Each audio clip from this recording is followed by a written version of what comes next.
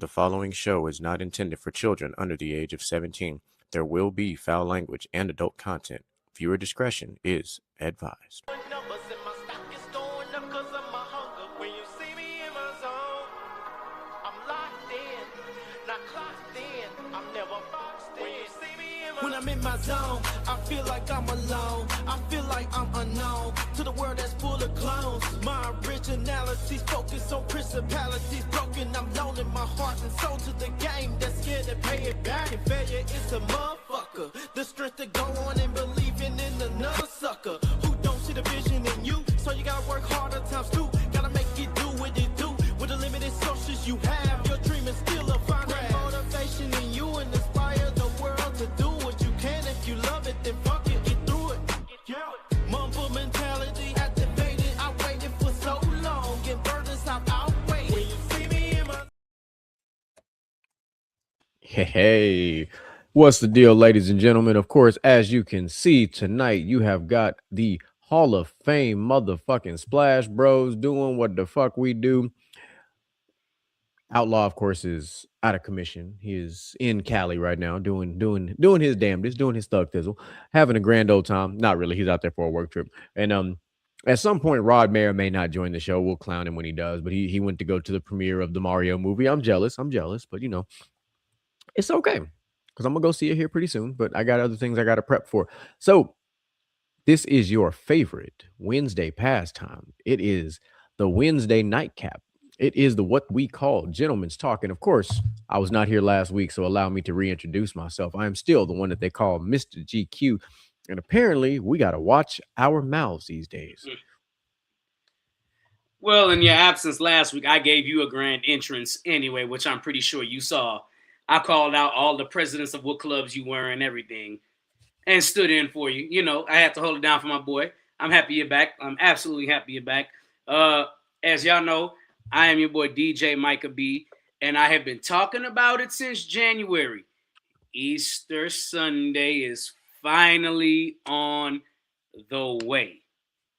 I officially confirmed my 2 sacks of crawfish have already been reserved. I got 20 pounds of shrimp on deck. The pop-up tent has already been partially delivered. The same one that Pops used at his house for the wedding. We setting that hoe up this weekend. So Outlaw and him working on the non-seafood. Well, him and our boy Daryl, they all working on the non-seafood menu. The invitation just went out today. I apologize to everybody for the delay on the invitation. Things have been spiraling.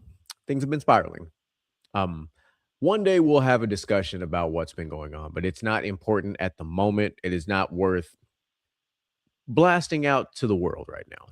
It'll happen in due time. I'm not saying it's not important in general, but it's not important to blast it out to the public until everything is where it needs to be. So anyway, let's get to what I'm going to call some of the most important Houston news that has happened. And ladies and gentlemen, the motherfucking Houston Comets are back. Mm-hmm. The Houston Comets are back, and they've also made their first hire. They hired Kevin Pelton as right off the bat as going to be their he's going to be their assistant GM and assistant GM and vice president of analytics for the Houston Comets. Pelton's been around for a while. He's been working for ESPN since around like 2012, 2013, somewhere in that time frame. But before that, he consulted with the Indiana Pacers from 2010 to 2012. He also covered the Seattle Storm from 2002 to 2012 and the Supersonics from 02 to 08 for the team's websites. So they're not just bringing in some random guy from nowhere land. Like they're bringing in somebody who's got some expertise in a couple of fields. So gearing them up for a 2027 return of the Houston Comets, which I'm very much excited about. I know DJ Micah B is excited about it. We're gonna just put it out there for y'all one more time. We want Juju. Just want to make sure everybody heard that. Okay, we want Juju. The facts. Had to say it not once but twice and make sure we want Juju as our franchise player for the Houston Comets. Say what we said. I don't care what you got to do, Tillman. I don't care who you got to pay. I don't give a fuck what you got to do. Make sure that we get Juju. That's all. I am absolutely ecstatic that we are getting the Houston Comets back. Yeah. all the more reason to go to another game. All the more reason. I wonder, but so now I do wonder where they're gonna play. They haven't really announced that yet. They haven't said anything about this. Like, would they? It would make sense for them to share the Toyota Center with the Rockets because that's one less thing you got to worry about. Well, I'm thinking that's what's going to happen because remember, while the Comets were here, they shared the Compaq Center with the Rockets. Or what if they play at University of Houston and play at the Fertitta Center? Oh yeah, yeah. If we were to draft Juju, though, I don't think because contrary to popular belief, the Houston Comets were one of the teams that could actually sell out crowds. Oh, I know.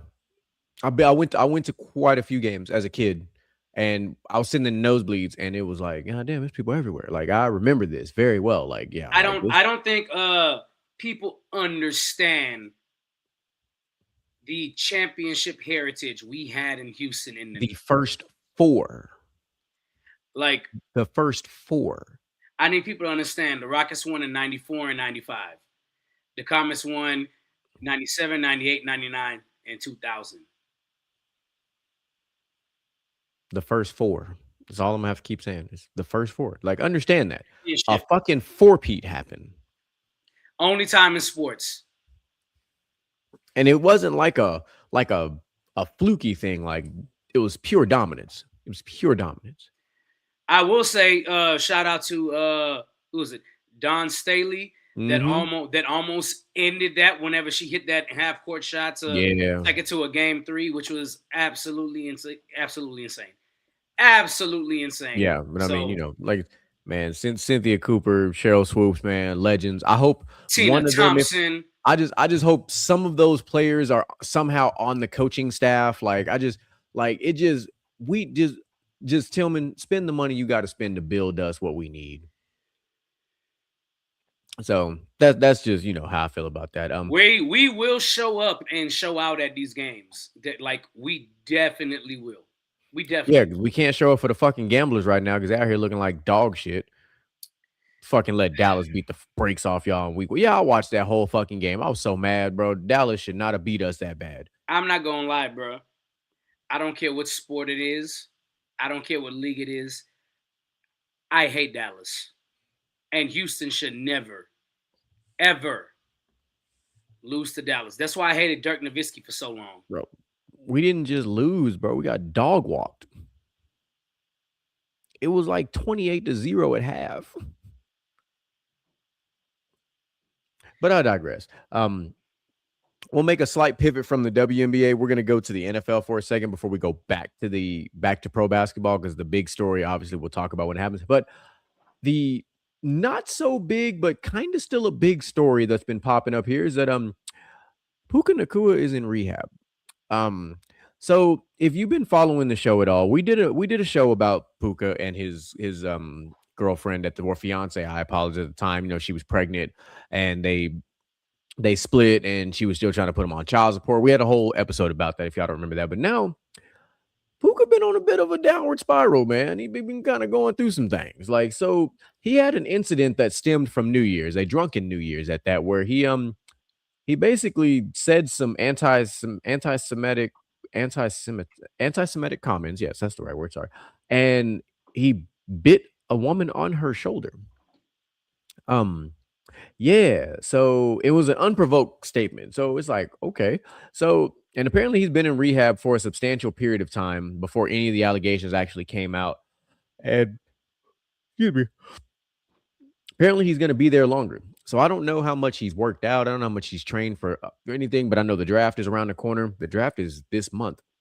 Mm-hmm. Yeah, April 1st. April Fools. Yes, the draft is literally this fucking month. But Puka, my brother, what is happening, man? Like, so he's gonna basically but from here's what his lawyer said in a statement: he will complete the program in plenty of time to be involved with all the Rams OTAs. So he's not gonna miss like OTAs or anything like that. But an incident like this stemming from New Year's, from you getting a little drunk and lively, and then all of a sudden you done bit somebody on the shoulder. I can't get past that part. Like, you bit somebody on the shoulder, like drunk or sober, motherfucker. That's random. Like, That's more random than Mike Tyson biting Evander Holyfield's ear. You bit someone on the shoulder. You had to like think about that.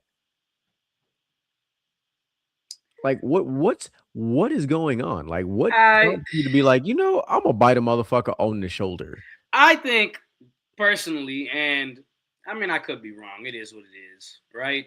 I don't know the story about what happened that night when he bit somebody on the shoulder. He bit it is a female on the shoulder. Yeah. I just I think, and I'm not saying this is definite.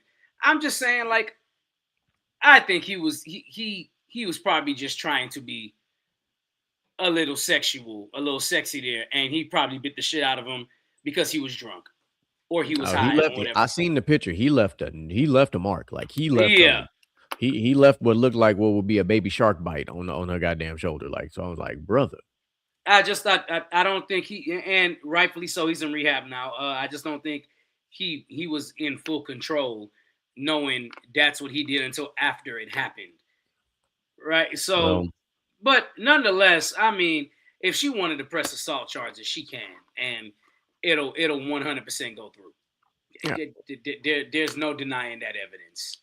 Because you can't just be out here biting shoulders, biting ears, biting kneecaps. Like you just can't be out here biting people. All right, this ain't the vampire apocalypse. Like stop. You motherfuckers gonna make Blade come out. Like, stop it. But whatever you got going on, Mr. Nacua, just we praying for you. We're praying for you because we don't want you to fall off the deep end. But in literally an entire NFL season, your name has come up for a lot of the wrong reasons twice. And so I just want you to stay your ass out of the light for a long time. You play in Los Angeles, my boy. They gonna spot you. They gonna see you. You play in Los Angeles. Everything you do, you can sneeze the wrong way and somebody gonna catch you. So like me, if I played in Los Angeles, I would never live in Los Angeles. I would have a house somewhere else, and I'm leaving. When the season over, I'm out. Like, hell no. Like, I like attention, don't get me wrong, but I don't like that much goddamn attention. Like that, like you can be in the wrong spot at the wrong time and get caught by all the wrong people. And I'm like, I'm just gonna take my ass back to Texas, go hide in the countryside somewhere. Well, I hope he gets the help that he needs. It's unfortunate.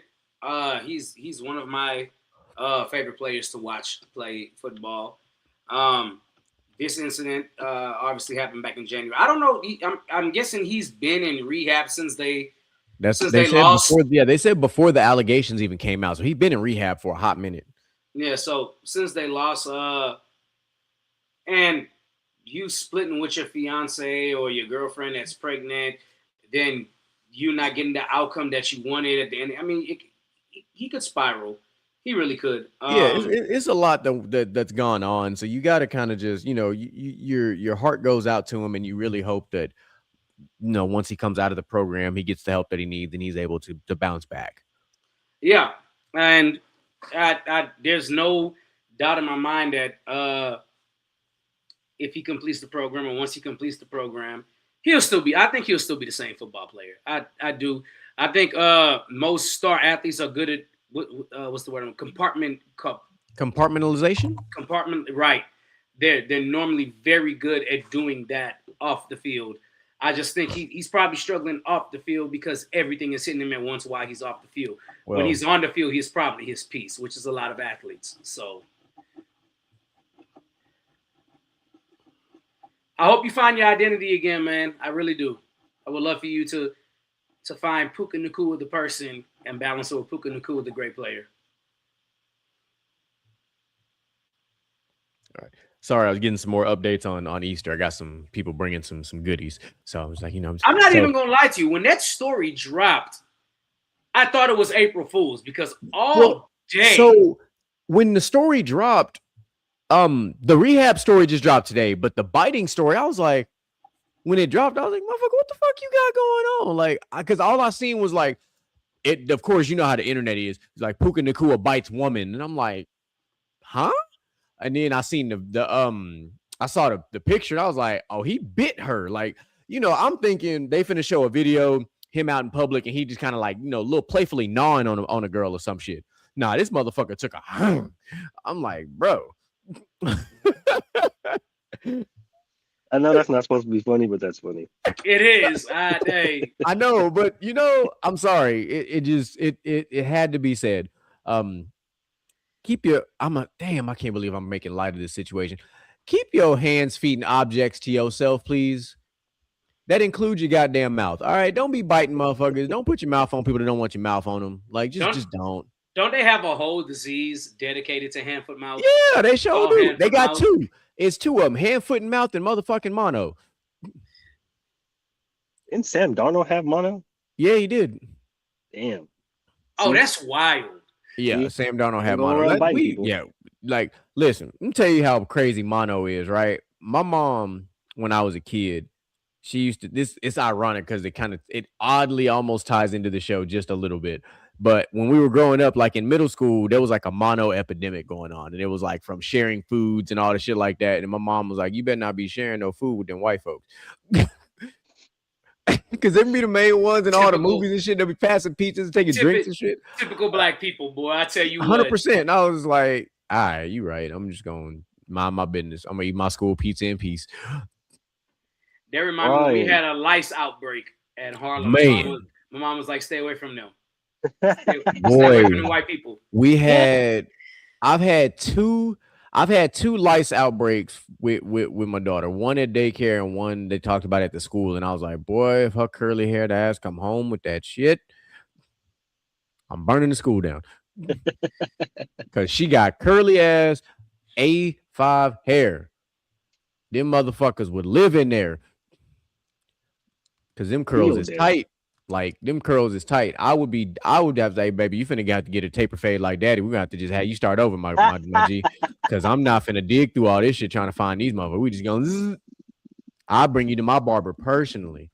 A taper fade is crazy. Hey, you know what though? She'll be fly for a couple weeks with the taper though. And then she'll grow them curls back. And then she'll be all right. For two, even all the way around. Yeah. Nah, I don't want to do her like that. Now, if we're gonna do it, we know put a little style on it. Oh, gotta give her a taper so she can take somebody, take somebody's person. I can dig that. I can dig that nice little taper. Get that nice little get the line up just right, you know what I'm saying? Get it all nice. So, shoot. Damn. Sorry, I'm catching up on NBA scores. Hold the phone. 145 points were put up, 130 points were put up, 147 points were put up, 153 points were put up. So Philly beat Washington 153-131. Atlanta won 130-101. Boston beat Miami 147-129. New York beat Memphis 130-119. And the Pacers beat the Bulls 145-126. God damn, there's a lot of crazy ass scoring going on. Oh, and the Kings beat the Raptors 123-115. That's a lot of high ass scoring. That is a lot of high ass scoring. And the Rockets won 119-113. The fuck wrong with y'all? Can y'all play some damn defense, please? Man.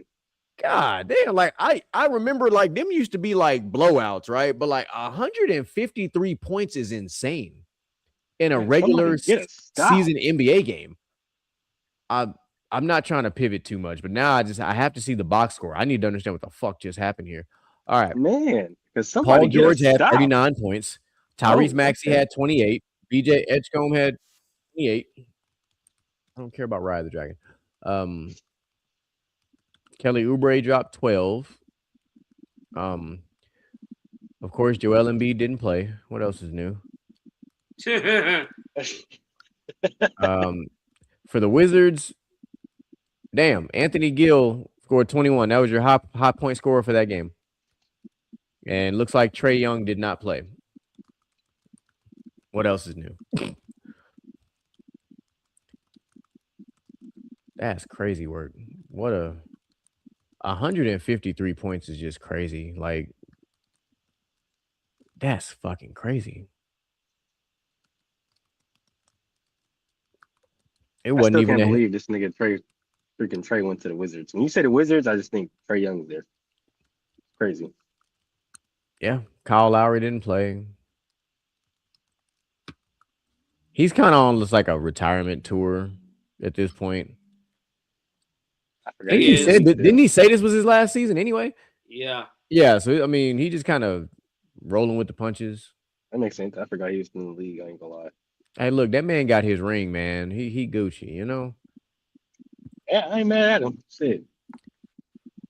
Appreciate you, Reed.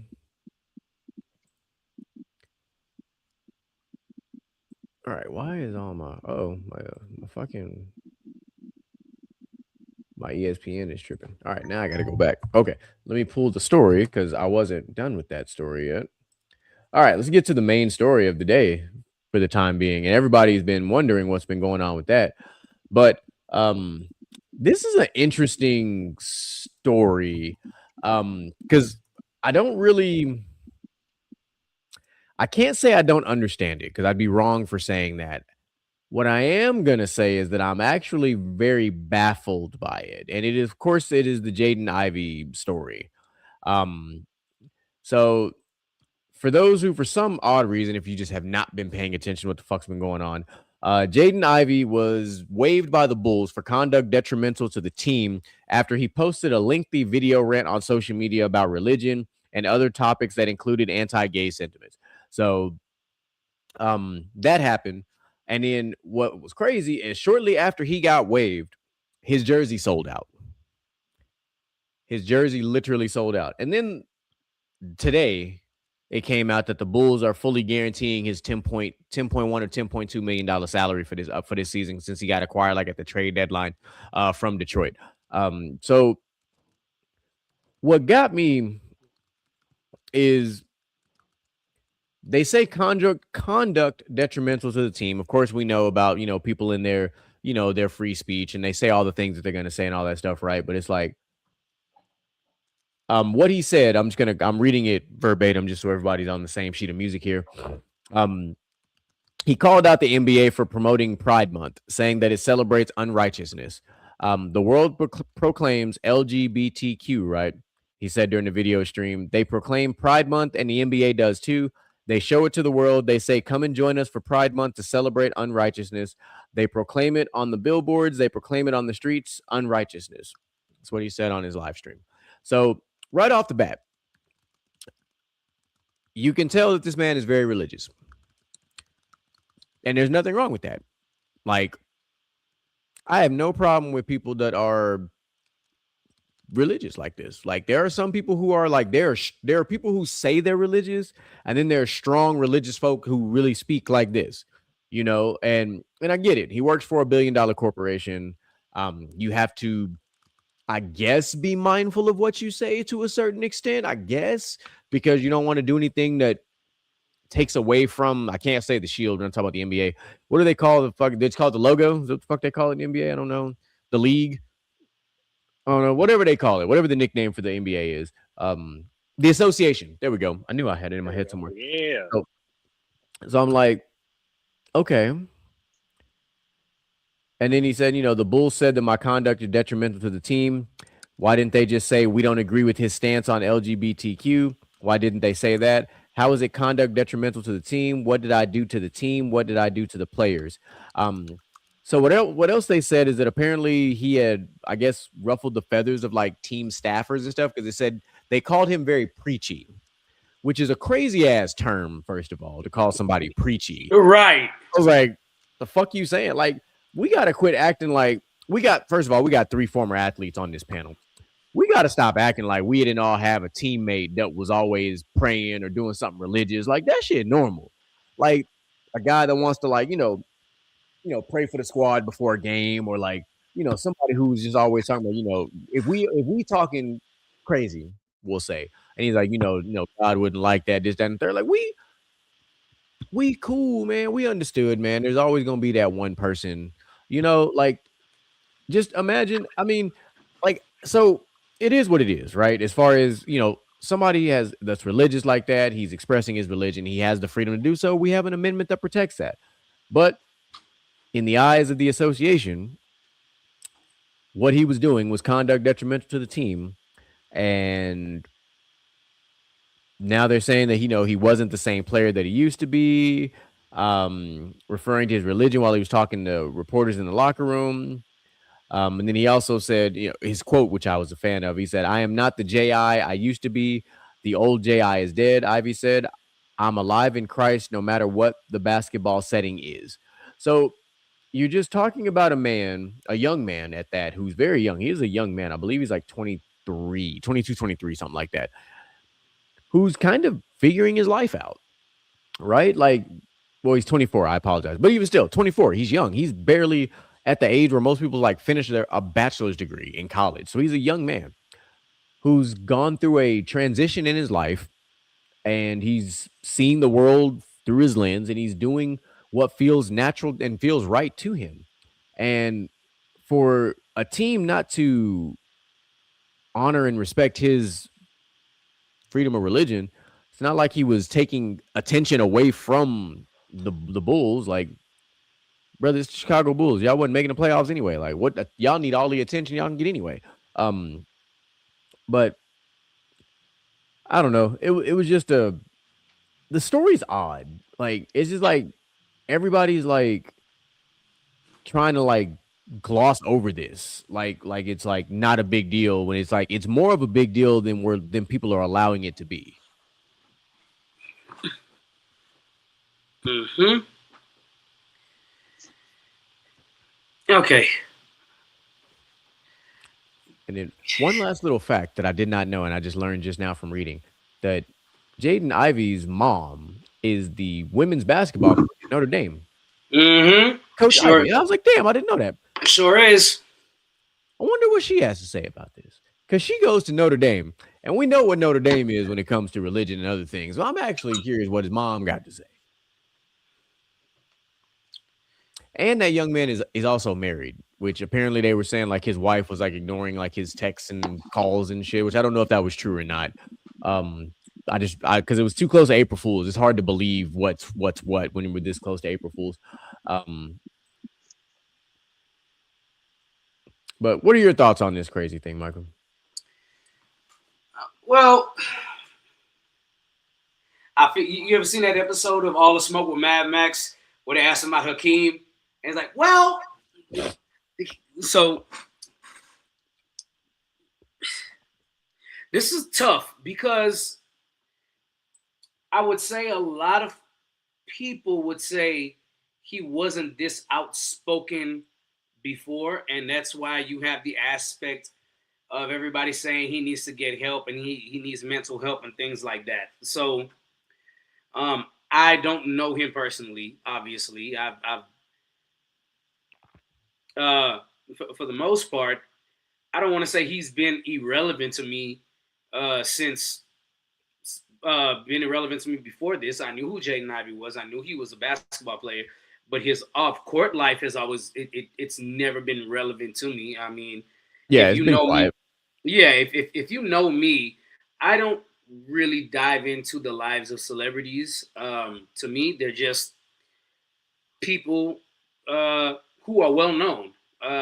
They're just like us. Like a lot of them play basketball and they never went pro. A lot of them play flag football. They never went pro. A lot of them play golf. They're not pros. They're just like us, right? So I've never been a person to be starstruck or anything like that. I will say this. One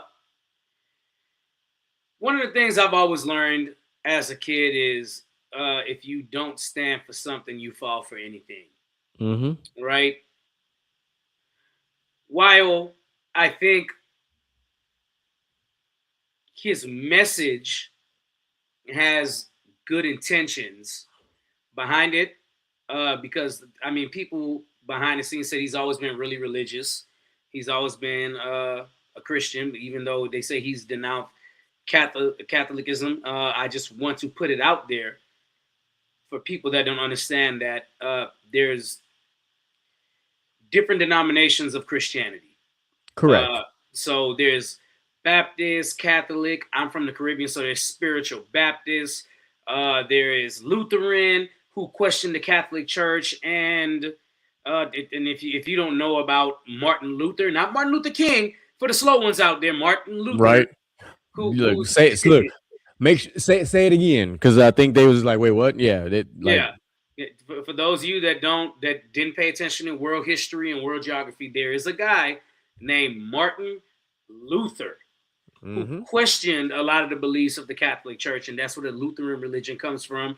There's Seventh-day Adventists who believe that Jesus did not rise on a Sunday; he arose on late Saturday evening. You know, there's different denominations of Christianity. So this is it's a tricky situation because I mean, to go back to your headline, apparently we got to watch our mouth these days, right? I think one of the biggest issues right now is because he doesn't agree with what is the normal, people want to pass it off as mental health. Yeah. And we got to stop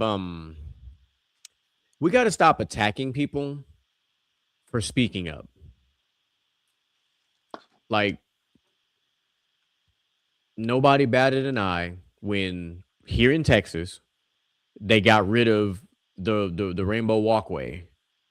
Like, people were mad for a little bit and then they weren't mad because it's like been a while now. It's like, listen, man, we live in a country where you are free to, for lack of a better term, say what you like, express how you feel, say what you believe in. Everybody's not going to believe what you believe, and that's okay. But I don't think that means that you need to lose your job behind expressing yourself. He did it on his own social media. He didn't do it on like an official NBA channel or from the Bulls, social media. He did it from his own personal social media account. And I personally, just me personally, right? I saw no issue with it just because it's his opinion. It's not mine. It's his opinion. He can say what he liked. And he didn't say anything disrespectful. He didn't say anything rude. He just said, hey, listen, I'm gonna express my religion to you, and I don't follow and believe in this. That's all he did. And for some reason, they cited that as mental health, which I just far and away don't think that's the case. I do not think that young man is dealing with a mental health situation at all. I think that man is growing up because he's 24 years old and he is starting to see life for what it is through his own lens, and he's expressing it now. That's what I think it is. Because at 24 years old, in a professional setting, you're around a lot of different things. You're around a lot of different influences. You're around a lot of different types of people. You're going to see the world vastly different as a 24-year-old in a professional setting versus a 24-year-old in just regular day-to-day life. Yep. What you think, Moo? I mean, kind of just like we kind of like how we touched on a little bit yesterday. I don't, and little bit of preface here. I don't think that he said anything wrong or anything bad. Kind of like the Russell situation from a few weeks ago. When somebody is expressing their religion, I don't think you can necessarily say that they are wrong, right? Or that they are in the wrong with the way that they express it. But there's always a but. There is the avenue of where people may not view the same thing that you view. And while that's okay, and while I do understand that that has to be okay, right? At the same time, a lot of businesses don't care. And I think that's where people a lot of times get misconstrued, right? And then yes, you do have a lot of people. I want people to understand, yes, you do have the freedom of speech, and you can say whatever the fuck you want to say. But a lot of the times people forget that does not come without consequence. And although sometimes we look and at certain situations and it may not be fair, from our optics, we do have to look at it. And this is basically what I've been explaining to everybody all day.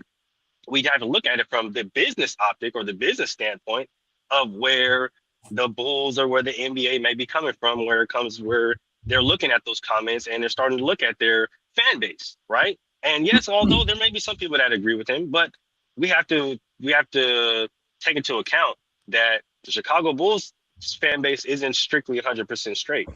they have LGBTQI plus communities. They have LGBTQI plus fans. So when he says things like that, being a player of the Chicago Bulls, that's making the fans look at the Bulls like,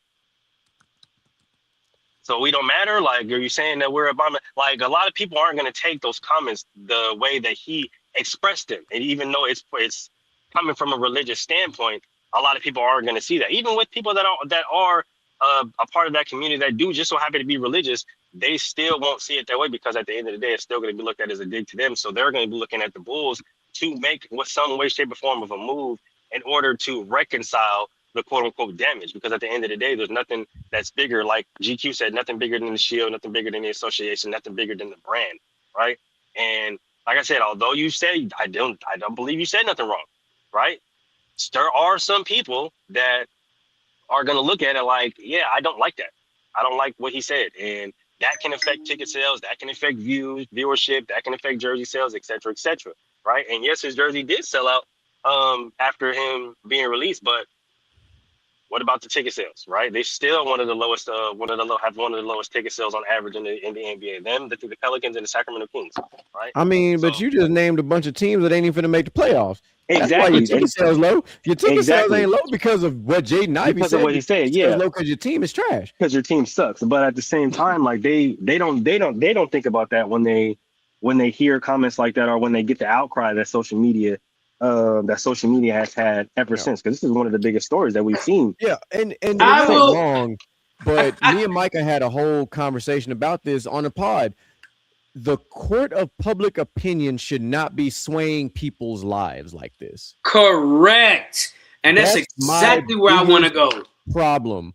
I don't give a fuck about the court of public opinion, because it is public opinion. It is your opinion. It is not nothing that happened in this scenario. What they truly should have done, if Jaden Ivey was a problem, quote unquote, you don't waive the guy. Maybe suspend him. Bring in a team. If you think it's a mental health thing, bring in the team doctor. Let him or her talk to him and go from there. But just to flat out waive somebody that you literally traded for at the trade deadline for a reason. You didn't trade for Jaden Ivey just for shits and giggles. Like, you brought in a former top 5 pick from the 2022 NBA draft, I believe it was, who played for the Detroit Pistons for a little bit. So you didn't just bring in some random guy at the trade deadline.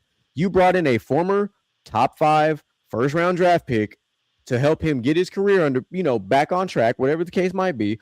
I think he was averaging just under like 10 points a game. Like, I get it. He wasn't massively contributing to the team, but he also just fucking got there. But, again, go for it. I think, Moo, I hear you. I want to say that I hear you because he does represent a big organization, right? Who has I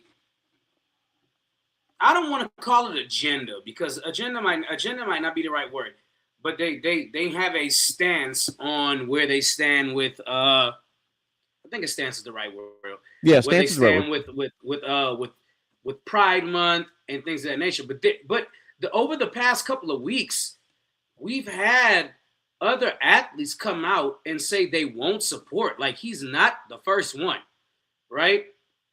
But he's catching the most backlash.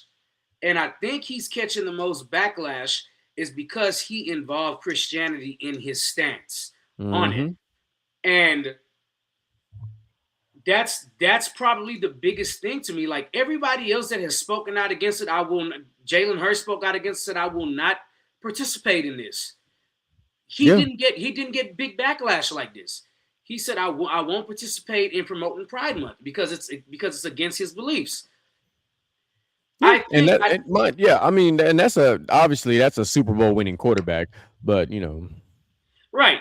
So I think the problem here goes deeper than what was said. It goes deep. Now it seems like it's going deep to the point was they feel like it's a message from the wrong person.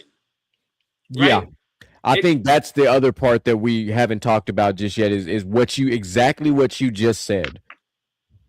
it's they feel like it's a message from the wrong person, because a lot of them feel like he's never just been openly about his open about his religion up until now. And a lot of people probably like, well, he's just trying to stay relevant because the Bulls cut him and for kind of detrimental to the team. When we find out later, it was because of what of his stance and what he said about Pride Month.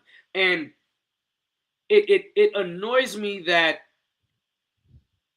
in a country where we have a president that can blatantly say whatever he wants to at any given point and not have to deal with repercussions for saying that, y'all go after this guy who's standing on his beliefs, and because it hurts your feelings, you deem it disrespectful when he didn't say anything disrespectful. He just said, hey, my beliefs are this, and I can't be a part of what y'all are celebrating over here for this. He didn't sit there and say, oh, y'all are going to hell. No, he didn't say that at all. I condemn y'all. Jesus doesn't love y'all. He didn't say none of that. He was just like, look, I don't agree with it. I'm a Christian. It's an abomination in the Bible. It says it in the Bible, and these are my beliefs. So I can't support this. And I mean, you can't blame that man for that. And this is and the people that are outraged, which pisses me off even more on this, the people that are outraged will be the same ones that will tell you in the Bible slaves are supposed to obey their masters. We don't do double standards around here. If you're going to, and say whatever you want, but I have always, Mr. Gent, you know this. I'm happy you're here, by the way. Welcome. You know this about me because I've told you this on many occasions. They always say, and a lot of black parents do this, and black parents, I'm calling you out on this. The Bible says, obey your mother and father so your days will be long on earth. Okay, but you know what they conveniently left out? Parents, do not provoke your children to anger. So before anybody comes for me too and says you're only seeing it one way, I view the Bible in both ways for what it is as a whole, right? And again, granted, right message, probably the wrong person at this point because he just got cut from the Bulls for conduct detrimental to the team. But we can't just go ahead and just dismiss it as it's mental health because he doesn't agree with what is normalized in society today. Yeah. Like you're allowed to like have thoughts and feelings of things. So what I'm thinking about this is the fact that y'all are hitting all the right buttons, but y'all aren't saying that the fact that one, yeah, he's not just a superstar that can actually say those things like Jalen Hurts is a superstar. He can say those things, not get, but the fact that they're getting on to him is one, he didn't build his brand in Christianity. And two, the fact that I got to make an example out of you so everybody else can follow. So that's what it ends up being at the end of the day. That's a good point. I'm not going to lie. That's a real good point. Yeah, because I mean, I don't know what other prominent NBA player would have come out and said some shit like this. Like, what do you think if, take Jaden Ivey out of the situation, what if Anthony Edwards did this? Timberwolves ain't finna waive him. No. Hell no. Like, I mean, like now, if somebody like Ja Morant was to say this shit, he might get waived. Hell, I mean, he got enough bad shit on his track record at this point, shit. But I mean, it's like we pick and choose who we decide to prosecute, and it doesn't make sense. Well, because the money doesn't. The money makes sense. Exactly. The money does make sense, and he still got paid because they guaranteed his $10.1 million contract. He did, but that was basically like, we know what that is. That's basically go away money, right? That was hush money. It was like, hey, I'm gonna pay you to stay away. Yeah, and when it comes to Give it like to I me. said, I'll take it right now. like, and when it comes to when it comes to the situation, like I get and I understand every part y'all coming from, right? But like I said, at the end of the day, businesses they don't care. Like that's just how it is. Like, and if we take it and we put it in, say it was a Steph Curry, right? Because we know Steph Curry is highly religious, right? We know Mhm. Steph Curry is has always leaned on his faith when it comes to basketball, to sports, and just his everyday life, right? And if he was to come out and say this, a lot of people were saying he wouldn't get the same reception. Of course not, because he's Stephen Curry. The money makes sense. If you get rid of the money, who's gonna come pay? Who's gonna come pay for the lights to stay on in the goddamn Chase Center? Nobody. There you go. There you go. The Right. But billionaire then coming at out the of same pocket. time, exactly. But at the same time, you have to look at it like this, right? The reason why Steph Curry hasn't said something like that is because he understands the optics of the money as well, right? Where do the Warriors play at? San Francisco. San Mhm. Francisco has a high Mhm. LGBTQI plus community, right? So him coming out and saying that, right, would be not only detrimental to his brand, but be detrimental to the NBA and the Warriors brand. So he understands just how business works. And I'm not saying Jaden Ivey doesn't understand how business works. I'm just saying there are certain ways and certain aspects, and nobody's saying that you can't go out here and say what you want to say. But like I said, there are certain things and certain aspects that you have to take into consideration when you are speaking the truth, right? And there have been reports coming out saying that him asking, people personal questions, right? When it comes to their marital status, or when it comes to their procreation status, or whatever the case may be, both reporters and teammates, right? So like when the Bulls are looking at it as detrimental conduct to the team, okay, we're just running red lights out here. That's wild. Sorry, y'all know I'm driving. But when the Bulls are looking at detrimental conduct to the team, right, and you have not only some teammates coming up to saying like, Hold on, hey, Mook. Hold on, Mook. Before you go any further, I I'm just sorry. want to. I just want to say, you know what? In support of Jaden Ivey, I have a fucking problem with red lights now. I do. I have a I have a problem with fucking problem with red y'all. lights. I have a Apparently, problem so with does red the Charger lights. that passed me. Apparently, so does the Charger that passed me. Bro, All right, did not go give a ahead. fuck Go about ahead, that red though. light, bro. But like, it's just when it comes to certain shit that's detrimental to the team, a lot of people that when or not even a lot of people, right? When I guess the higher ups here a certain problem come from, especially nowadays, right? Like I understand from back in the day, right? Things may have been looked at as such, but nowadays, I was just talking to one of my coworkers about this a few minutes ago. Nowadays, the way that the climate of the country is, and although it may not make sense, I know we all feel like that shit is stupid as fuck. The court of public opinion is absolutely stupid, but the way that the world operates nowadays with social media, with everything like that, you have to take that into consideration and understand, like, yo, there are some shit that I may have to keep within just me talking to some of the homies instead of putting it out there, because sometimes there are going to be some people that view it that way, and enough complaints is going to make the tower shake. And if the I tower would shakes, something else is going to shake, unfortunately. I Yeah, would protect the agree bank. with that. I would agree with that up until this dude's shirt sold like crazy after he came out and said his comments. So that's my only pushback to that right there. His shirt sold like crazy after he came out with his views, because there are other people who view that the same way as well. Now it might not be the majority, No, but of course not. but his And shirt sales and everything went stupid. So and that's there the is unfortunate thing. right. So there is the other flip side of it where it's like, yo, we waived him and his shirt sales went through the roof after he came out with these comments and he was waived. If we would have kept him, that would have been our sales too. And that could have still boosted our sales too, with people just coming to support him. Now, if he was a high selling jersey and then it plummeted right after he said these comments, I would wholeheartedly agree with what you were saying. But it was the polar opposite. But it was the polar opposite.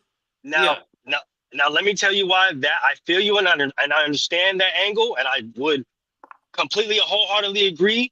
But let me tell you why that wouldn't work, right? Is because if you lean into that, right? Not saying that that's a bad thing, right? If you lean into that, right, and say the NBA does start to come up with the shirts and all the stuff like that, yeah, that's fine. And that would actually probably work monetarily wise. But now you have two crowds essentially pit against each other in a stadium. That's not something that the NBA will want, right? I think the NBA is already pinned in Atlanta right now for canceling Magic City Night. Yeah, Exactly. so we're already here with this one. So yeah, so like they're already not really trying to shake the rooms of the board and the commissioners. Adam Silver's already skating on thin ice. He's been skating on thin ice for a few years. This is the reason why he's doing so much. 2.5 going on 3 years now. Yeah, this is why he's doing so much reaching for the stars, trying to change the rules, trying to change all this stuff like that, because they know he's, as far as optics and ratings go, he's been the worst commissioner, right? So he's trying to do everything to adhere to all the board members and all the people and all the owners, because they understand that, right? So now if you lean into that and Jaden Ivey, he's a good person, he's a good dude, he leans within his faith, whatever the case may be, we're gonna go ahead and lean into these shirts and all the stuff like that. Now you're gonna have a whole bunch of a community of Christians and religious people. They're gonna come in and yeah, sure, they may love it, but now the other opposite side of it, right? The LGBTQ plus community who felt like they were attacked and being attacked, right? Who are still, some of them might be ticket holders, some of them might be well-known fans, whatever the case may be, right? Now they're also at the stadium. So now we have tension brewing because we have two different sides that one feels one way, one feels another way, and oh, well, you guys are leaning into this and that's disrespectful to this, and oh, well, we don't feel that way, we just feel, and it's just gonna be this whole back and forth thing to where the message at the end of the day gets covered by all of this drama, because now you got two groups going back and forth instead of focusing on the message that he was trying to push forward in the first place. Well, my response to that, this is a really good discussion. So we're going to clip up a lot of this. Yeah, that's why we're doing it. My other response to that is does that not already describe what America is right now?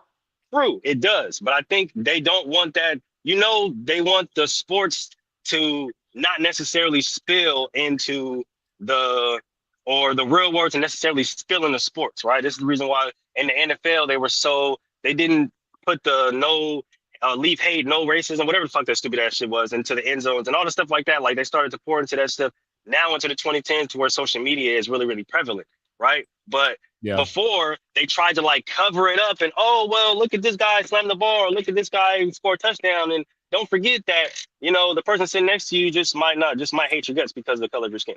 You know what I mean? Like that is kind of how they kind of try to run away. They try to kind of run away from it. But now it's like, you can't really do that because social media, that big eye in the sky, don't lie, right? And you have so many eyes and so many voices and so many opinions, to where now it's like people got their hands tied and they're like, damn, what am I to do?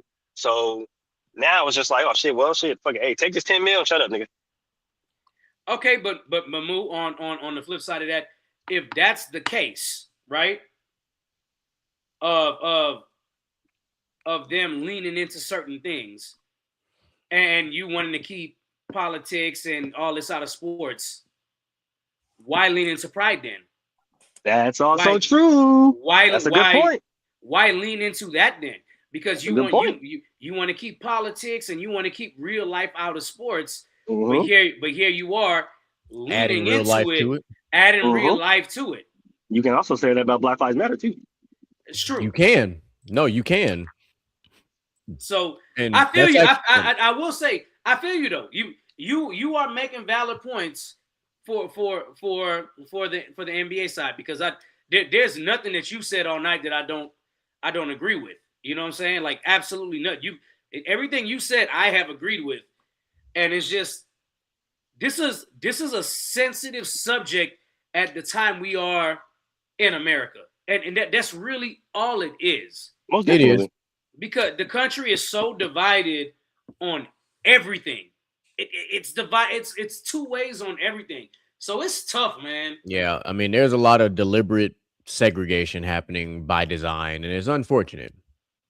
That's as far as I'm gonna go with saying it like that, but you know what it is if you're paying attention. But I'm glad that you said that the way you did, Micah, because I'm gonna pivot to another conversation that we need to have. You posted it in the group. I've had conversations with other people about it, and since this is my first show back since last week, we're gonna kick it off the right way.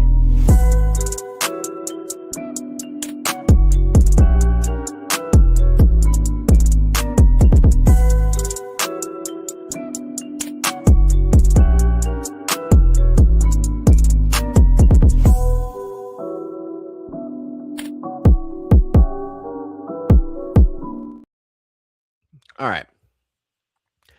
I did this specifically because I want to address.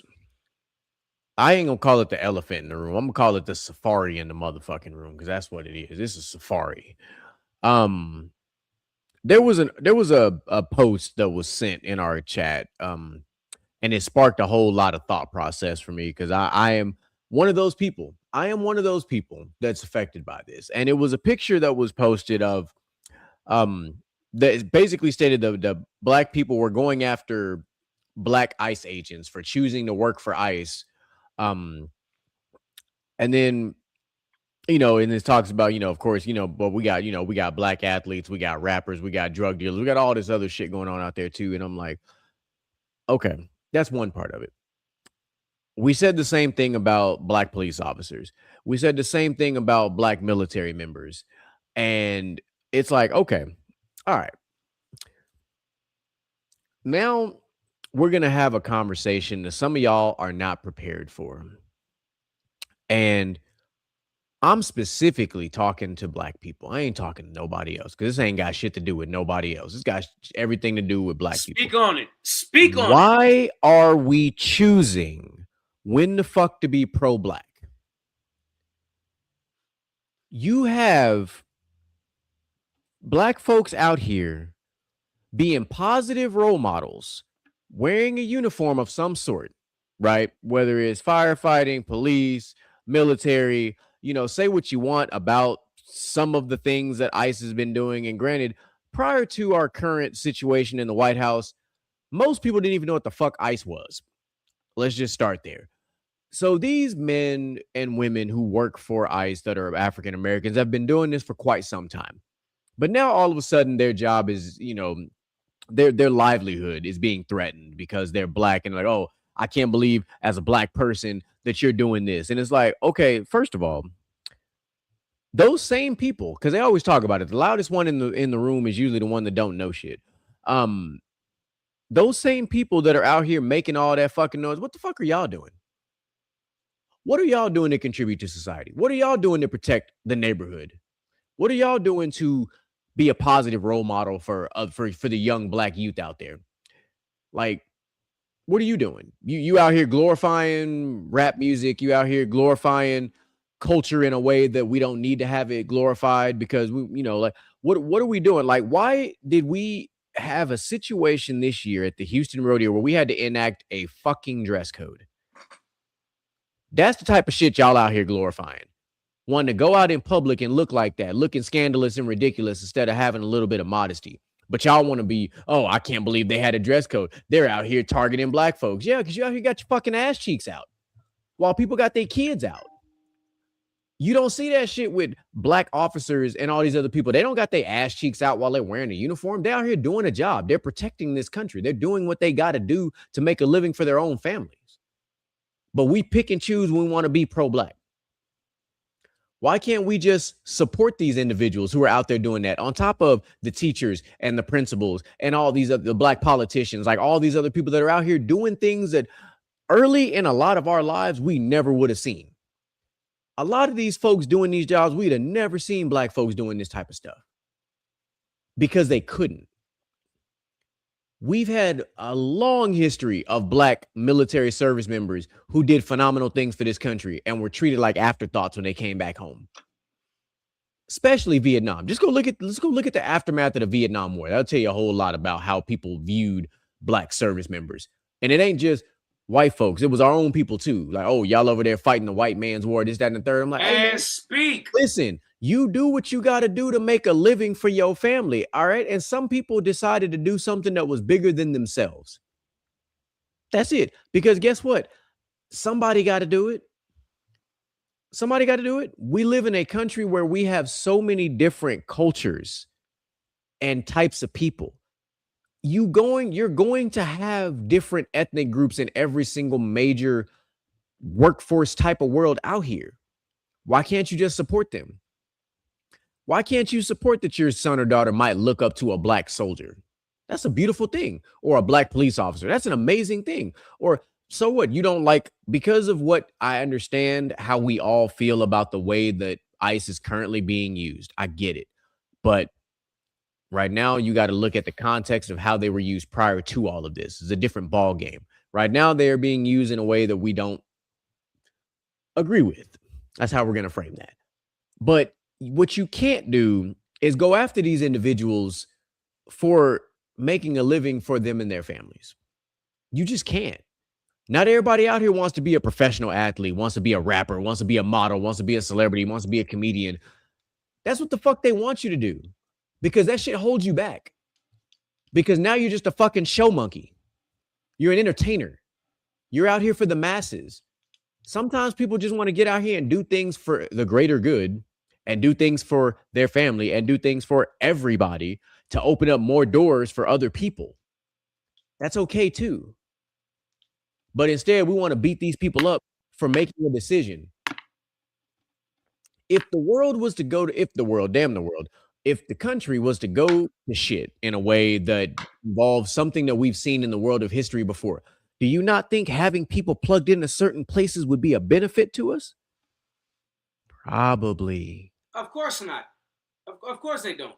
The perfect example here, and this is just like a rough example. Look at the Jay-Z situation when he first got with the NFL to get more black entertainers up there. Yeah. Right? That right It's there. not even a rough example. That's a legit example. It's right. It's really legit. People really spoke.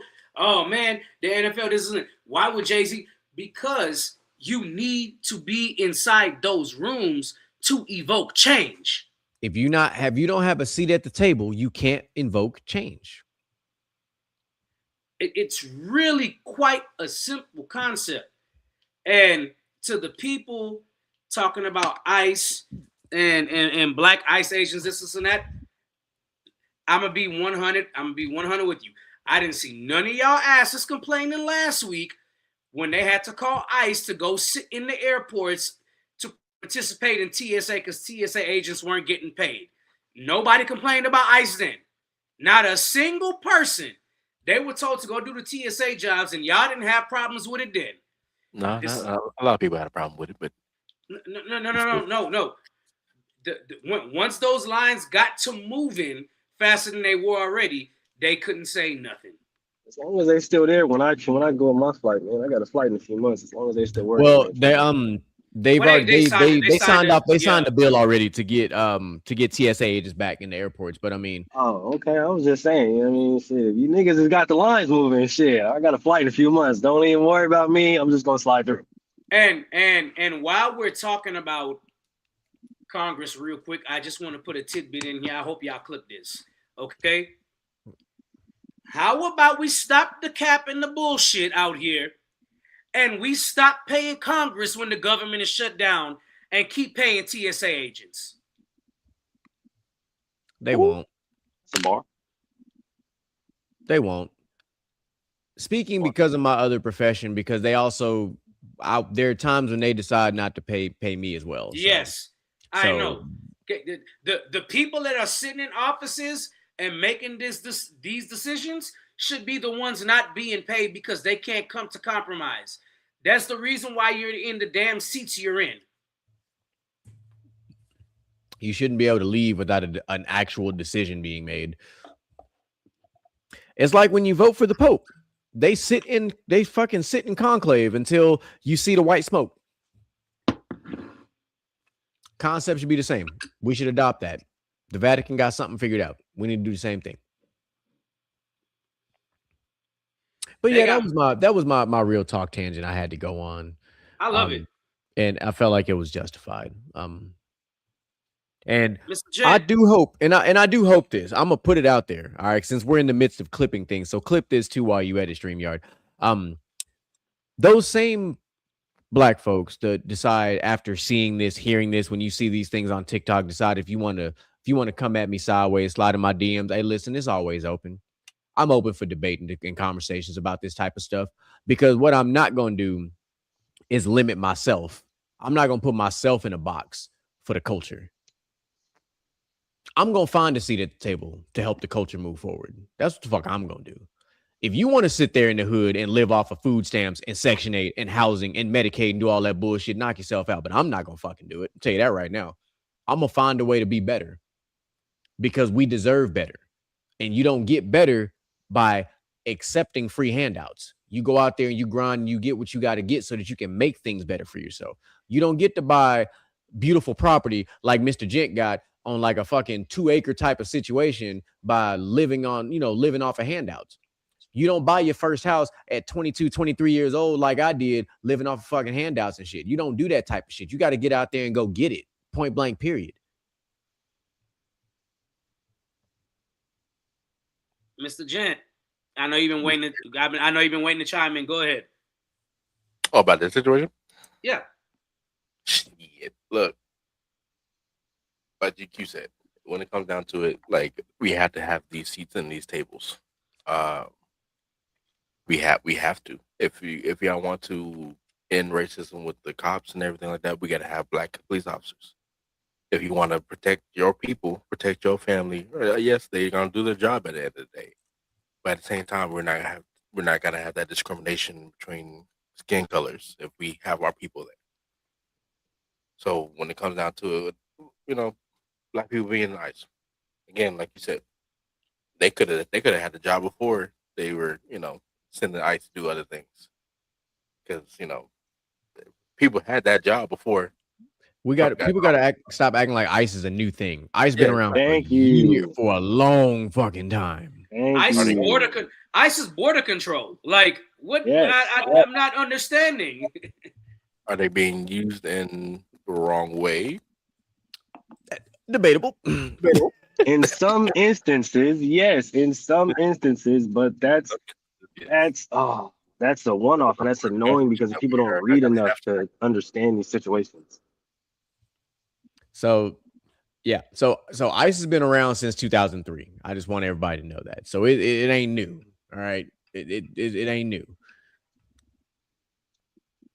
But it is Immigrations and Customs Enforcement. Now, yeah, thank you. Which makes total sense why they were activated to go to the airport, because that deals with customs. It makes sense.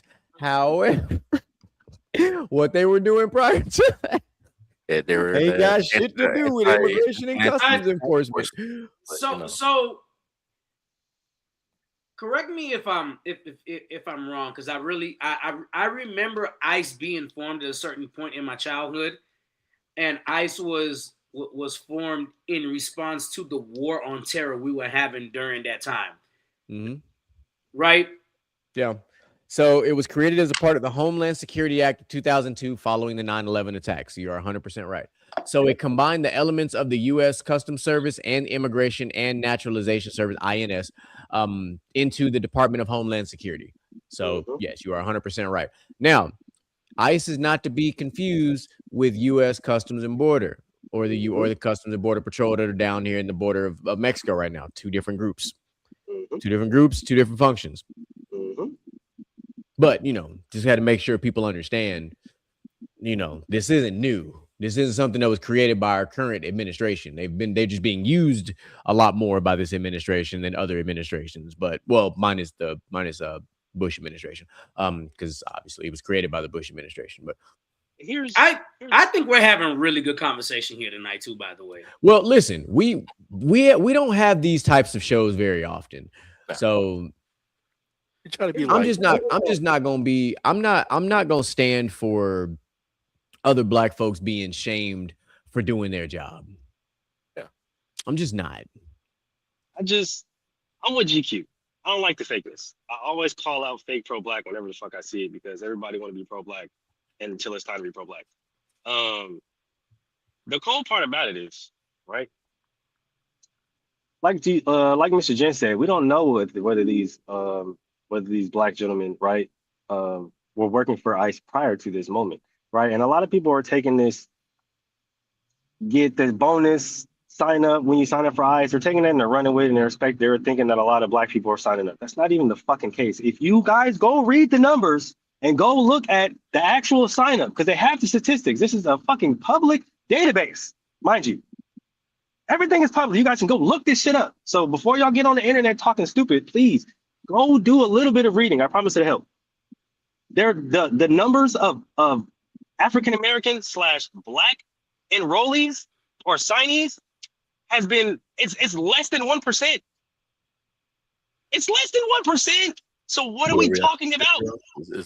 Who's in it? Like, oh my God, that shit is the most infuriating shit ever, bro. Because y'all sit up there and act like because you see one or few black people, oh well, like no, that's not even a fucking case.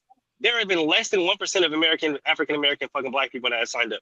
There have been more Latinos that have signed up. Nobody said shit about that. Y'all got to stop with the fake pro-black shit. And then the other part that I hate about it is everybody want to talk about, oh, well, they're a sellout. Oh, they're this, they're that. You bitch ass niggas still will fucking work for corporations that y'all know support Trump, support fucking Epstein and all this other Talk shit. about it. Like, we not gonna sit up here and act like y'all motherfuckers don't get sold or don't sell y'all fucking sold every day for a fucking Kit Kat bar, gang. Like, let's be real. Out here buying these fucking Michael Kors bags, these fucking polos, these fucking K spades and all this shit. And these motherfuckers are like, didn't they cancel Target? Yeah. They supposed tried. to, right? They tried to, but then Target's still popping, right? Starbucks come out with a fucking teddy bear cup and everybody goes back to it, but they're supposed to be canceling Starbucks. Yeah, like that's what I'm saying. That's that choosing when to be pro-black. Like if you're gonna stand on it, stand on it. Can we fully stand on it. Like stand on all 10 toes and ankles down. We're talking about another level of being pro-black. One, y'all trying to be pro-black, but y'all not supporting black businesses the way y'all supposed to. Y'all asking for discounts. Yeah.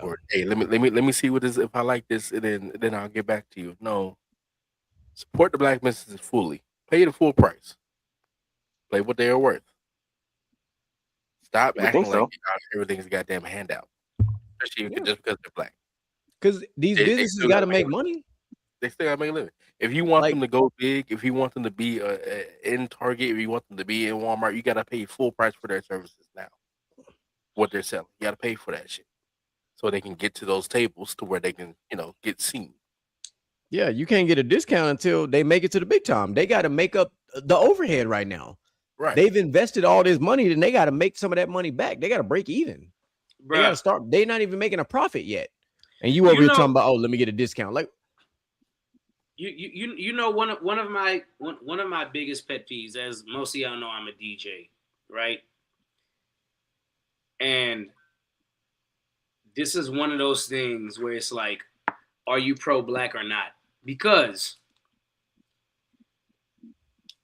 if somebody calls me and says, hey, how much is your fee for 4 hours? And I tell them $500.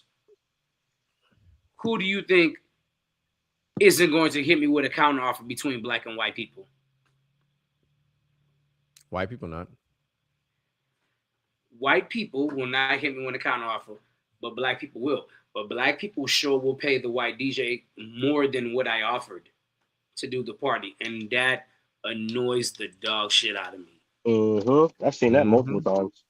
This is the whole thing with pro-black is you don't get to choose when you are and when you aren't. You don't get to choose that, and that's the bigger issue with the selective outrage. Selective outrage. Say that part again. Selective motherfucking outrage. Like, you can't pick and choose when you want to be outraged about black people, but not on the flip side support black people to the fullest. And I really do hate that. I really do hate that. But, look, man, at the end of the day, people are going to do what they do. People are going to support what they support. Okay? And does it annoy me? Yeah, it annoys me. Of course it does. Especially as a black business owner, And yes, I own my own DJ brand. For those of you who have been sleeping under a rock for the past 4 years, I own my own DJ brand. I just, Yup. I just, it's one of those things, man, where it's a touchy subject because a lot of people think you should get hooked up because I've known you for this long. Not even saying we're close friends, because my close friends know they can call me and book me, and I won't charge them, or I will tell them, I say, hey, bro, look, I got you. Just slide me something. My friends know this. My close friends know this. You know, so I've been doing this Easter party by GQ now for 3 years. You know what I'm saying? Like, for 3 years. I'll pull up, I'll set up my speakers and stuff. Be like, all right, so what we got? I was like, man, look, we good. I just want some drinks. All right, cool. He mixing drinks. I'm playing music. People are dancing, having a good time.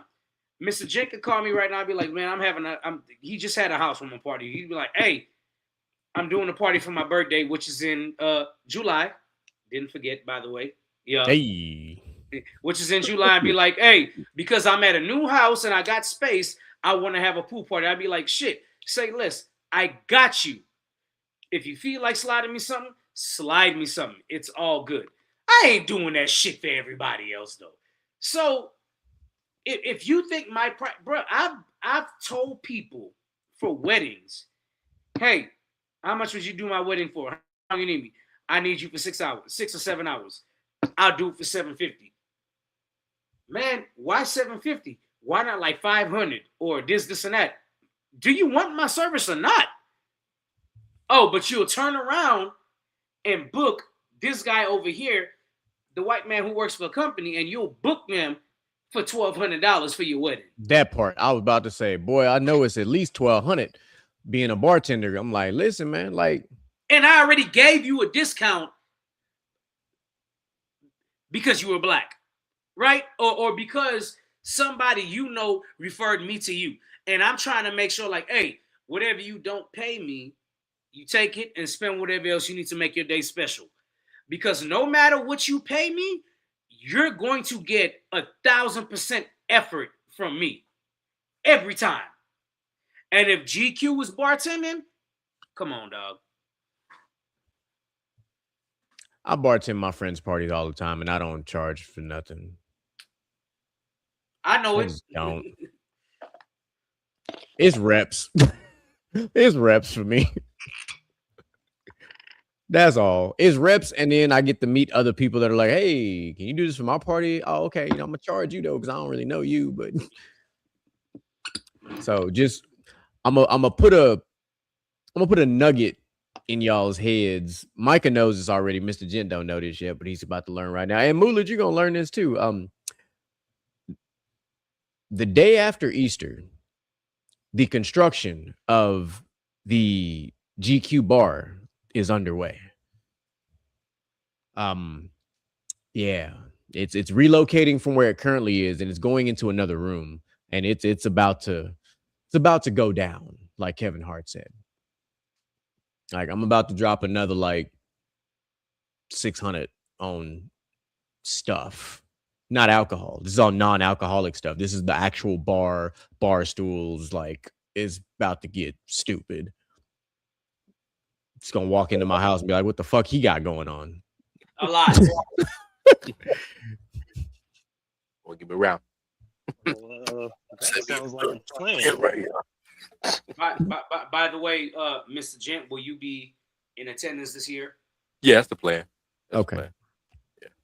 I did push the invitation out. I do apologize again We're for it coming from coming the out kind same of late. place. By the way, we're coming from the same place. So, Well, you know I gotta stop by my grandma's house. well, we're still coming from the same place. Yeah. That's also why He I said chose nigga 2 o'clock, told, because I know people have like other things going on. So I was like, 2 o'clock always seems like the right time, not too early and not too late. Because any later than that, I'm gonna lose half my crowd. Yeah.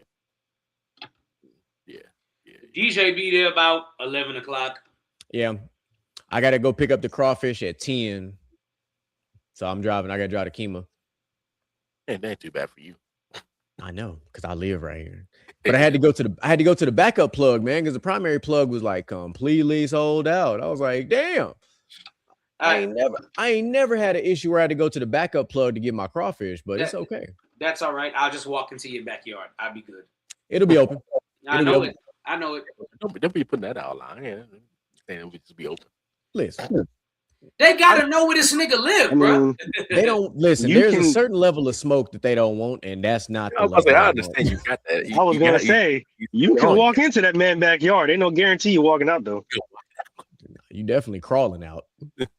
I just want to let y'all know. I just want to let y'all know. Everybody inside Mr. GQ's house is trained on how to shoot a gun. And the dog it has been taught how to attack. Y'all don't want to smoke with Cocoa Puff. That's a 70-pound missile. He will take your ACL out by himself. On accident, too. Without biting you. He just gonna slam his body into you. So just, but either way, listen. Easter gonna be a move. I'm going to go get the rest of the stuff tomorrow. I got to pick up some more seasonings, get the potatoes, get the mushrooms, the sausage, the works, as we like to say, because this crawfish going down. I'm making 2 different batches of crawfish. I'm making the Karen batch first, and then I'm making the everybody else batch. That's why you're gonna name that. That's hilarious. I mean, because there are just some people who don't handle spice very well. So I'm just, that's the song. Hilarious. I love the name for it though. That's what it is. For it, though. Karen batch. He said the Karen. It ain't my batch. Mm-hmm. I assume the Karen batch won't have mushrooms in it. Yeah, it could have some. It could. Yeah. They have some. Just. I'm making it first to get it out of the way. They're gonna make they're gonna look like crawfish. It's gonna be crawfish, just not as hot. Yeah, it's not gonna look like crawfish. Hey, that crawfish right there. Yeah, nah. It's the difference. Well, we'll do it like this. I'm gonna make that first batch. That's gonna be the crawfish, and the second batch gonna be them crawdaddies. The crawdads. There you go. Yeah, 20 pounds of shrimp. Now I'm not doing no Karen batch for the shrimp, so I don't give a fuck. The shrimp gonna be hot. I'm just telling you right now. You gotta suck it up for them shrimp. Yeah, them shrimp should be hot. Because I'm not wasting 20. I'm not wasting any poundage of shrimp to make a Karen batch. I'm sorry. Will the DILF shirt be in tow? No. The Hoochie Daddy fit will. I know it. Okay. With the debut of the new Hoochie Daddy hat. Yeah, step.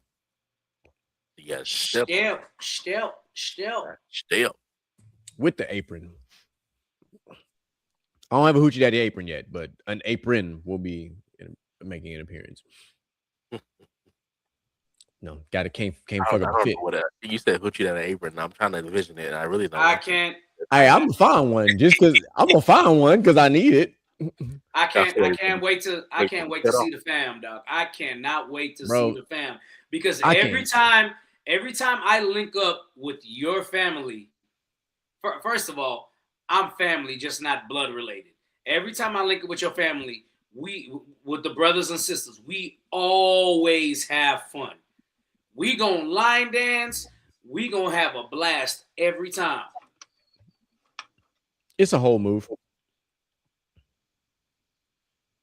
It's literally a whole move. I've known this whole bro.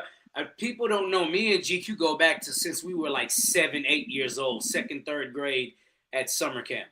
We are well into year 28, 29 of friendship. And I've known everybody since back then. It is fun. It's absolute fun. And the guest list just keeps growing. Is primetime coming? I don't know. I ain't put the invitation in I gotta put the invitation in the wrestling chat. Okay. And I gotta put it in the LXG chat. I gotta see if CJ and them gonna pull up too.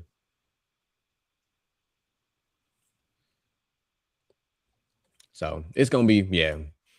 We'll have a house party. We don't need nobody. Hey, it's going down.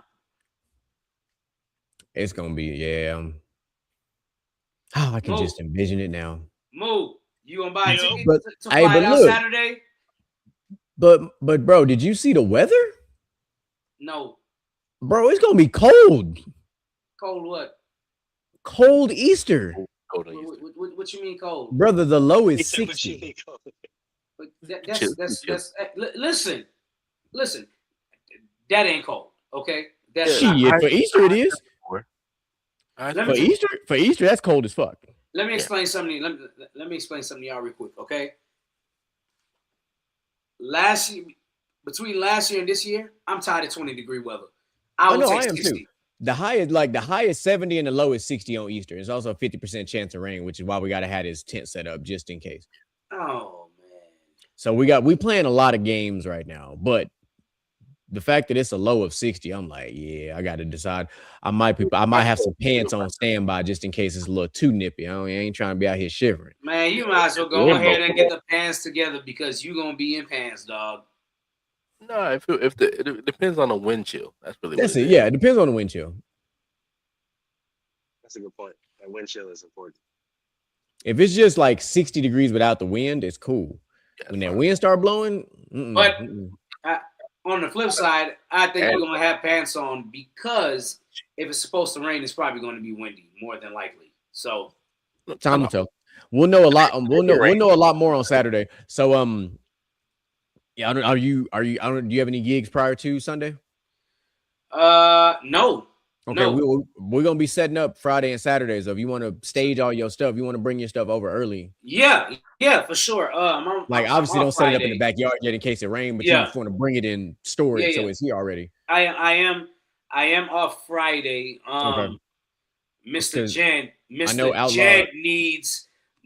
needs part of my stuff on Sunday, so I gotta be at church at freaking 7:00 in the morning since we do church at 8. Yeah. But I got 2 sets of speakers now, so yeah, that's true. I can bring a set of speakers by you on Friday while I'm off. All right. Yeah, Outlaw staying the night Saturday because he's gonna get up early and fire up the grill and start cooking. Okay. So we moving. We moving. This is a production right here. This is some Martin Scorsese type of shit right now. I need everybody to know this is a twice a year thing. And the reason why I say twice a year, we get together on Easter for a party, and then we get together on Thanksgiving for showing basically dinner. It's not a party on Thanksgiving, but this is what we do. So it's gonna be fun. We love it here. Sure, we gotta have some video of it though. I don't know what I have to do to get Moo ass out here, but we gotta figure out a plan. Actually, I think I might have figured something out. Pops is actually moving to Texas in a few months. So, shit. So I'll be dusting off my boots with my Spurs and my cowboy hat real soon, fellas. I got a tuck. You feel me? I was out there in the big Tejas for a little minute, and the family on my mom's side does come from Texas, so I got it in the tuck just in case I gotta bust it out. So you gonna catch Moo in the I big feel T. you because I got 5 pair of boots. I'm always ready. And I just bought a new straw hat. So I'm with the shit. I am a GQ cowboy. There are many phases to GQ, and the GQ cowboy is a fun time. Yeah. Expect Moo in Texas a lot in 2026, 2027. Hey, bro. Line Dance Mike is a mug. I'm telling y'all now. Look, that just mean I gotta bring Moo to Whiskey River South now. Ooh. Yeah. Moo's about all of the he gotta come see my new stomping ground. That's where I celebrated my birthday last year. I think we should probably take him to Buck Wild first to break him in. Nah. What? His experience. I brought you to Buck Wild because you was a rookie. I need you to see it for what it was. It was cool. Who said it was cool? As long as they ready for the hips, I'm telling you, I'm gonna fit in anywhere. Shakira said it best. The hips don't lie. Trying to tell you, they All right, never man. told one. Oh, okay. Let's Let's get the get hell these- up out of here. Let's drop Y'all- these closing thoughts, ladies and gentlemen. So, Mr. Gent, get us started with your closing thoughts. No fucking Mario spoilers, please, and thank you, sir. Okay, I was I'm gonna not say, giving no- don't even do it. I'm just tell y'all this. It's cool for the kids. Mm. It's cool for the kids. And I'm it's still going to parts watch that- it. Period. It's parts Because I done watched it 5 times this week already. it's parts that you're like, oh, I get that reference, but these kids don't. Well, okay. But no. So yeah. And the I know y'all saw that the Fox sent in Star Fox, yes. Star Fox, yeah. So we're getting the verse finally coming together. So it's a beautiful thing. But no, great show. Y'all go like us on Instagram, Facebook, Tickety Talk, YouTube. Like and subscribe, hit that motherfucking bell so y'all can know when it shows up. And we'll be back next Wednesday. Hopefully we get the whole Infinity Gauntlet next week. I know we got a show to finish. Right. What you got, Moo? Hey man, you already know what it is. Another fire show. We had some really dope ass conversations. So make sure y'all like, comment, subscribe, follow on the TikTok, on the Instagram, YouTube, all that good stuff. And don't forget, okay? Stay black, stay high, stay fly. And remember, Pee Wee said, we don't die, we multiply because we baby-ass kids. I'm gonna catch y'all later. Hey, DJ Michael B was up. Well, my final thoughts was something different up until now. Whatever Moo just said, we need to clip that and put that shit on a shirt. That's my closing thoughts right there, because that is fire. Make sure you tune in tomorrow to Bastard Off the Glass. Friday, you got Inside the Huddle, Best Damn Football Show in that period. And next week, Tuesday, of course, you got Bastards the Basket. And then right back here on a Wednesday to close things off. I am very, very, very excited about Sunday. I will be in the mix. Hopefully one day y'all will get to see me in the mix if you haven't before. Just know I am very lethal and I am very strategic. And some might call my DJ skills surgery. There will be videos and pictures. Don't worry. I got you. I've been fucking around with all this media shit too much. You know I got a camera now, so I'm Yeah. I got you back in the game. about to be doing too much shit. That's what's about to be happening. Too many side quests. But anyway, good to be back. Good to shake the rust off. It's good to have a serious conversation with not a lot of laughter tonight. It was interesting. It was different. Or yelling. It was just very serious, necessary conversation. I'm sure we'll piss some people off, ruffle some feathers, but the way I tell people all the time, if I'm not pissing people off, I'm not doing my job right. So if you weren't pissed off, too fucking bad. Looking forward to the next couple of weeks. We got some things coming up for you guys. We'll close out this Saturday morning cartoon team display for you guys to vote on to find out who put together the best lineup. So be looking for that coming soon. Whatever. So make sure y'all continue to like, subscribe, follow, man. The train is rolling. The train is moving. We're doing what we got to do to make it do what it do. If you have something you want us to talk about, hit us up on the Instagram. Let us know. We would love to continue bringing back Ask the Gents because we like those type of things. So, by all means, let us know. We'd more than happy to put it out there on screen for y'all. But ladies and gentlemen, we love y'all, man. Y'all are great to us. Y'all are always going to be my favorite people on a Wednesday night. But as per usual, ladies and gentlemen, we love y'all. We appreciate y'all. And we are. Motivation in you and inspire the world to do what you can. If you love it, then fuck it, get through it. Mumble mentality activated. I waited for so long. Get burdens, I've outweighed. When you see me.